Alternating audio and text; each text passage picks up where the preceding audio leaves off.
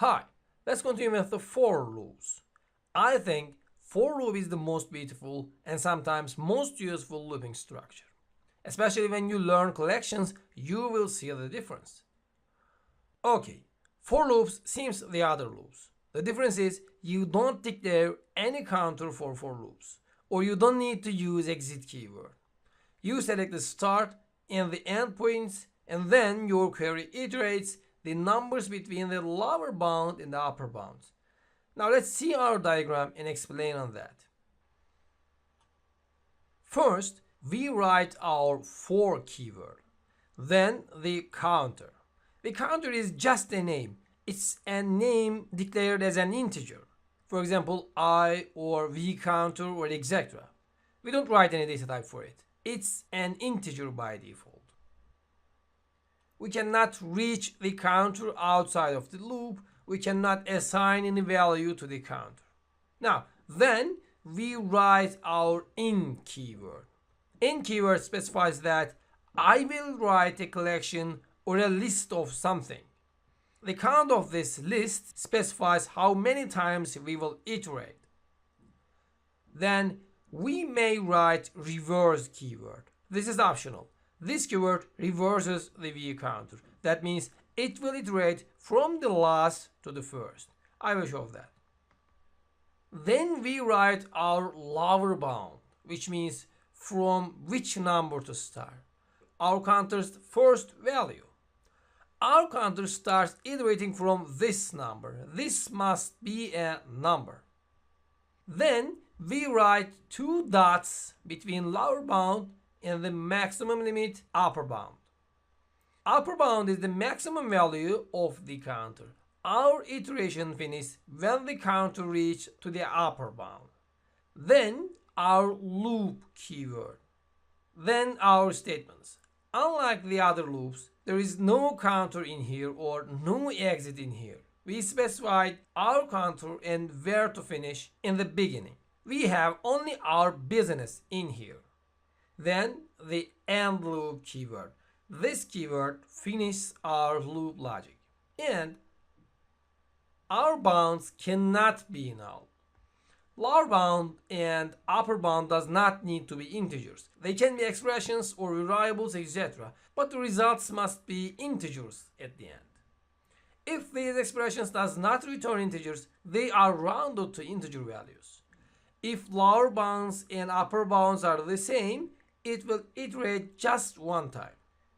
If lower bound is greater than the upper bound, it will not iterate. When we continue with our lessons like composite data types, we will learn some other usages of for in loops. But for now, we will learn the basic usage of for loops now. Now let's make some examples for the for in loops. Let's open up our SQL developer. Okay, let's write our code now. Begin and for I in 1.3 and loop keyword. What we did in here is we declared an integer counter variable I without a data type. It's implicitly declared as integer. Then we say that my integer I will start from 1 and continue looping until it reaches to 3. It will iterate by 1 in each iteration by default. Then our loop keyword. Now we can print I to see if it increases. dbms output dot put line. Let's say my counter is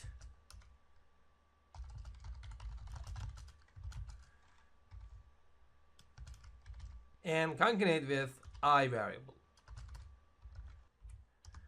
Then end loop and our end. Now let's write set server output on again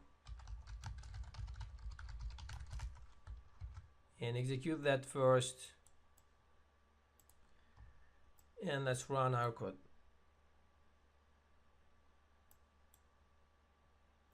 Okay, great. For loop is pretty good. You cannot stuck into an infinite loop with for loops. Now, let's update our number 1 to 3 to 3 to 3 now. Let's clear our script and change this with 3 and execute our code. As we can see, it iterated for one time, and since the first value of I is 3, it printed I as 3. Then stopped the iteration. Now, let's update our lower bound to a greater value than the upper bound. For example, 5 to 3. When we run that, it did not loop as it is expected. Because when upper bound is greater than lower bound, it does not iterate. We said that we have another keyword named reverse to reverse our iteration. Let's change our bounds to 1 to 3 again. And then write a reverse before the lower bound.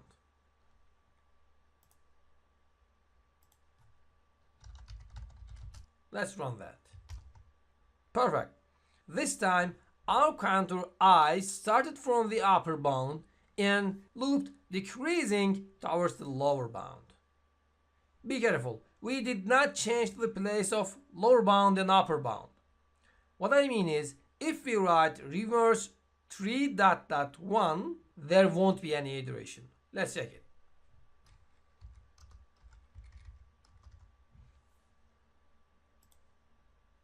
As we can see, it did not loop. So left side must be smaller than the right side anyway. If you want to loop back, you just use reverse keyword. Now, that's enough for the for loops. Let's turn back to our slide now. Alright, we have seen 3 types of loops up to now. So which one should we use? Of course, we can use any of them. We can do our business with any in any way. No problem. But which of these will be better and when?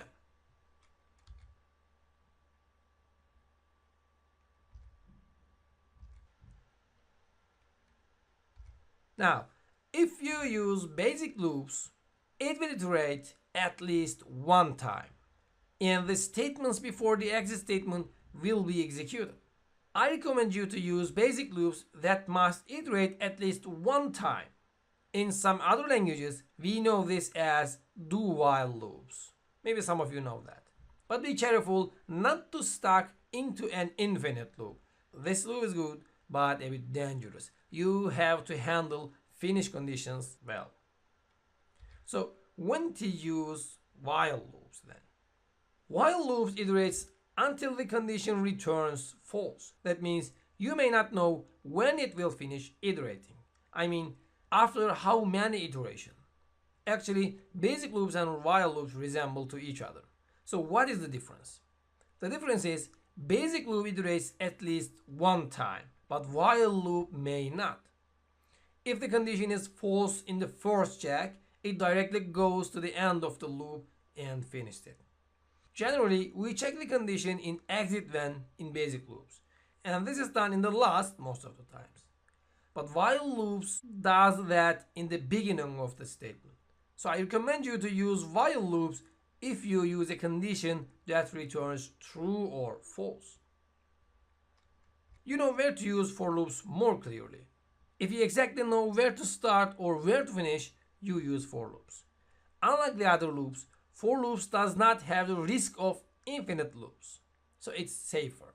Besides, you can use collections with for loops. I will show later, but with for loops, you can loop through an array without knowing the size of it.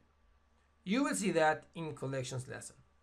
I recommend you to use for loops when you exactly know where to start and where to end.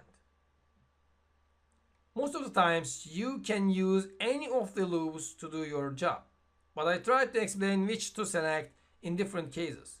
Just be careful about the infinite loops in basic and while loops. So this is the end of for loops lesson. See you in the next lessons.